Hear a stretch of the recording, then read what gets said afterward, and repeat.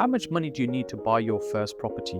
Well, when we think about a typical value of property in this country, say it's about £280,000, that means you need £280,000, right? You could probably saving up most of your life to try and be able to save enough money to be able to purchase that property. So when we talk about buying a property or buying your first property, the money has to come from somewhere. If the property is 50,000, 100,000, 280,000, whatever it is, that money has to come from somewhere, whether it's your money, whether it's somebody else's money, or if you're using bank finance to be able to acquire that property. Now, the way I believe we should be thinking about this is whichever route you're choosing to follow. So for example, let's say you're looking to purchase without mortgage.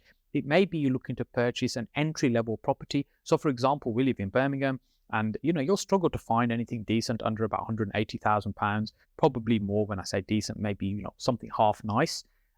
So that's quite a lot of money to be able to start with as your first home. But actually, if I went, say, 30 minutes or 40 minutes from here, from where we are in South Birmingham, I could probably find property sub £60,000. That might be a modest one-bedroom apartment. It could be a one-bedroom bungalow. It might not be in a great location.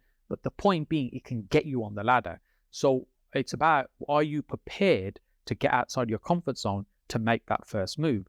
So that could get you on the ladder, for example, and you don't need as much money to get started there. Now, also with our home, we have a great opportunity where we don't pay any stamp duty generally. If we do works on that property, if we improve it and the value is increased significantly when we sell it, there's no tax to pay on that property as well. Let's say you had a spare room, you're renting that out, you can benefit from that. So there's a lot of incentives there if you don't already own property to be getting on the property ladder. So ultimately, when you're thinking about buying your first home, I also would think about it as an investment. How can we benefit financially from this property in the future as well? And if there's, say, two of you, a couple, friends that are going to do this, then of course that increases your buying power.